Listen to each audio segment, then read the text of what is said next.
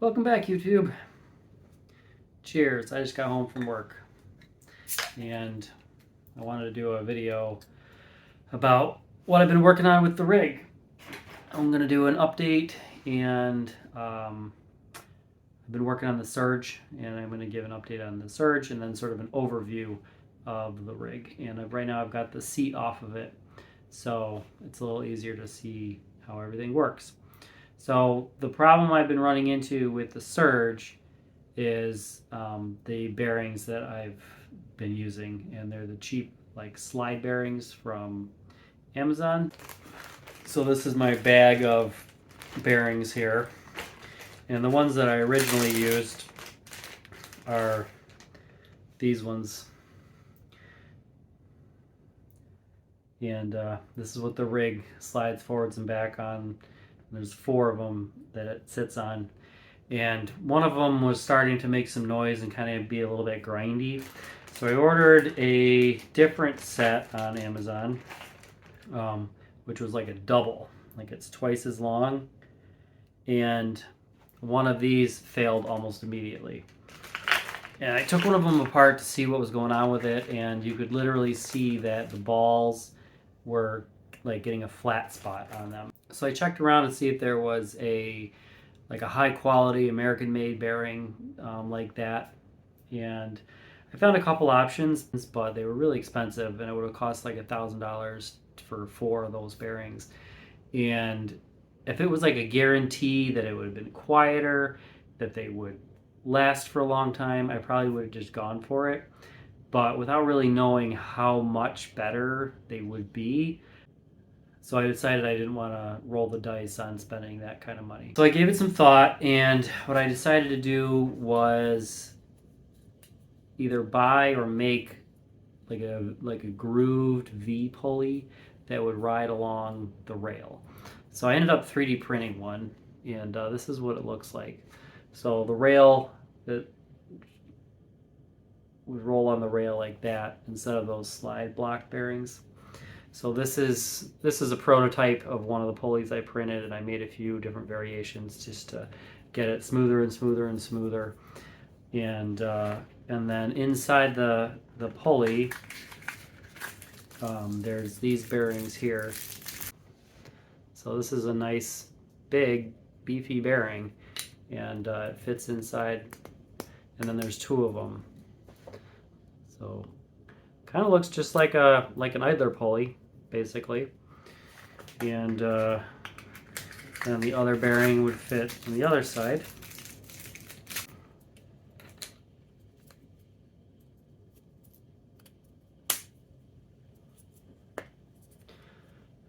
So that's a double bearing pulley.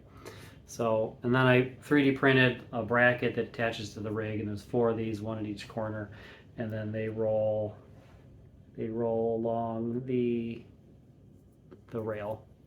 So that was kind of a big project. And then the other problem with that is there's nothing holding the rig down. So with the original little bearings I showed you from Amazon, it had like a shape to it where it would slide over the rail and then you couldn't pull it up. So these are, again, prototypes, but I 3D printed like a basic little shape like this, and I made a few different ones to find the perfect fitment that would slide over the rail. And then I used this shape and printed like a big block, longer, that slides over the rail in the 4 corners, and that keeps the rig from coming up off of the rails as it's rolling.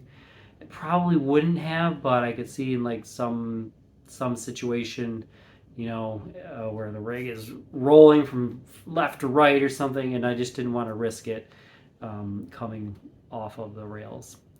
So that's what I've been working on, along with a couple other things. I've updated the Surge, the way the Surge works. So I'm going to just go ahead and flip the camera over to the rig now, and I'll show you everything that's going on with it.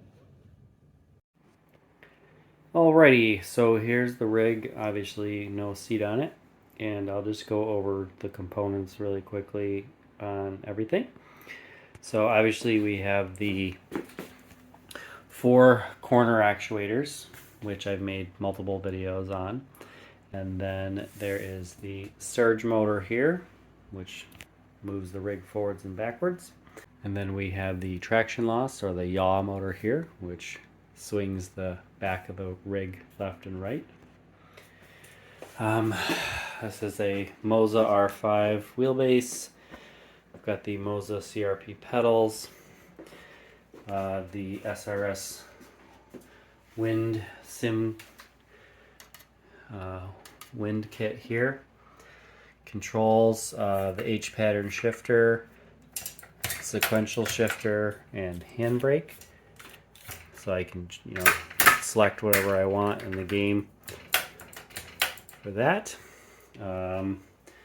Then I have the GT or the Rally steering wheel, and then I also have a Formula wheel that I can switch over.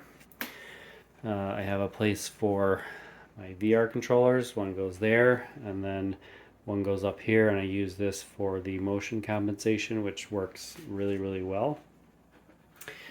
And then I have haptics on the pedals, which I've actually mostly just been using the haptic vibration motor on the brake. I find the gas pedal and the clutch to be either just kind of annoying or just not really noticeable. These haptic motors here are run off of this Sim Racing Studio box there. So that's sort of a general overview. And and I also have a belt tensioning motor here. So as this arm moves, it tightens the belt, seat belt. And then I will show you the pulleys that I 3D printed for the rails. So it's a little bit hard to see, but this is the pulley there. And it attaches up through this bracket, clamps to the top of the rig. And then this is sort of, I'll call it the keeper block here. This keeps the rig from coming up and off of the rig. So this block comes down and it kind of just tucks underneath there, just like that. And then there's one on the other side there. And then obviously another wheel up front.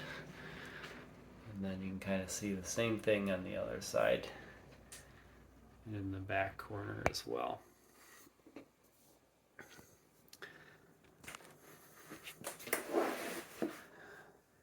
So this is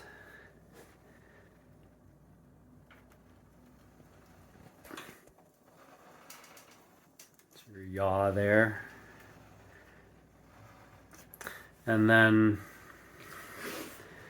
for the surge, the actual hall sensor is down here. So as this track moves forwards and backwards, it rotates the sensor gear, and that tells the rig where it is in space.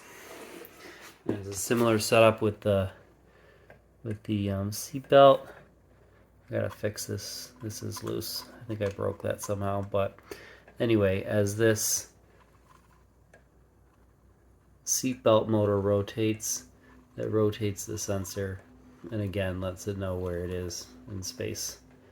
And then this is a scooter motor that has a gear reduction, so it has some torque to it.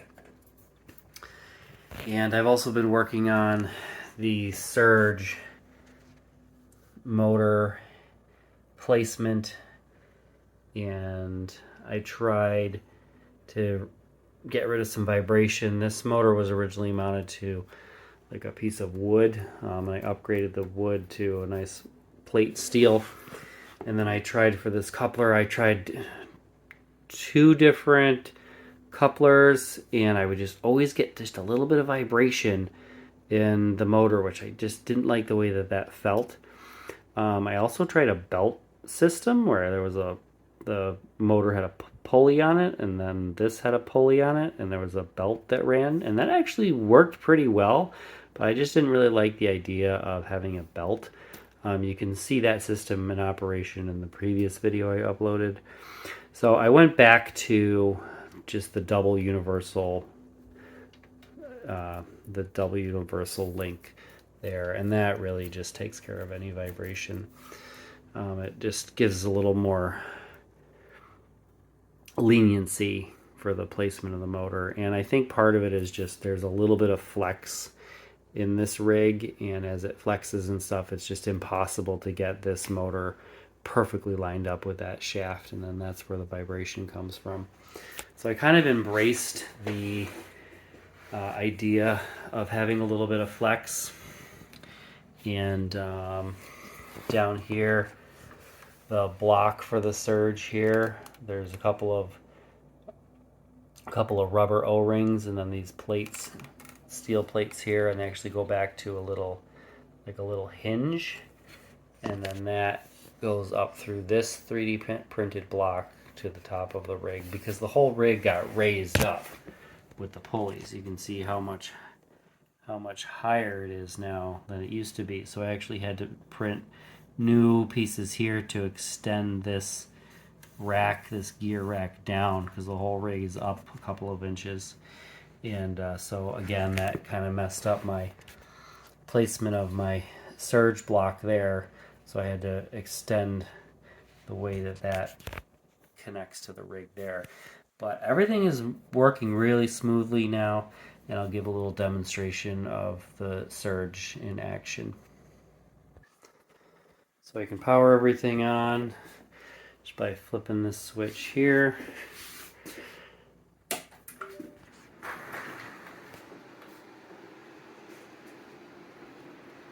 rig raises up, and now I'll just demonstrate the surge on it right now.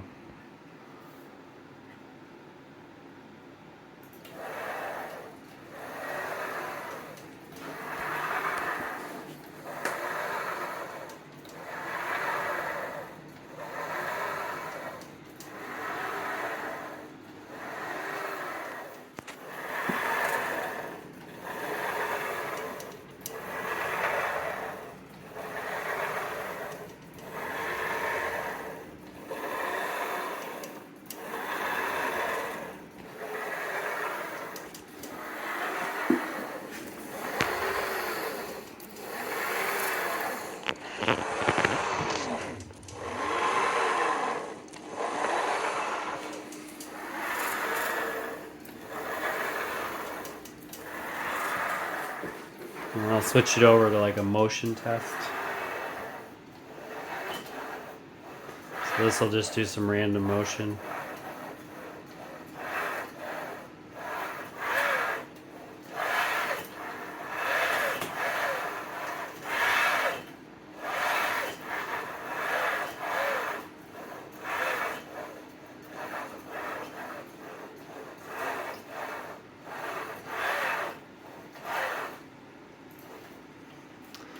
So yeah, it's working pretty well.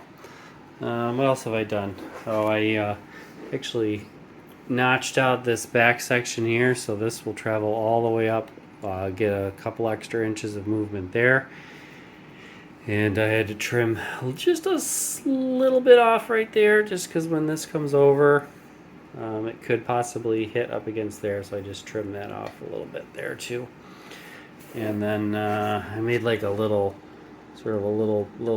wire pivoty thing to manage the cables, and then I sort of redid my wiring so everything comes up through underneath here, and it sits underneath my table here, and that's where all the controllers are and everything for it.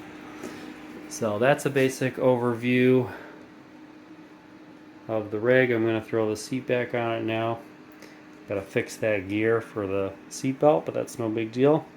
So I hope you guys enjoy this update, and leave a comment. I'd love to hear what you guys think. If you have any questions, let me know. Like the video and subscribe. I could always use some more subscribers, so I appreciate that. All right, we'll see you next time. Bye-bye.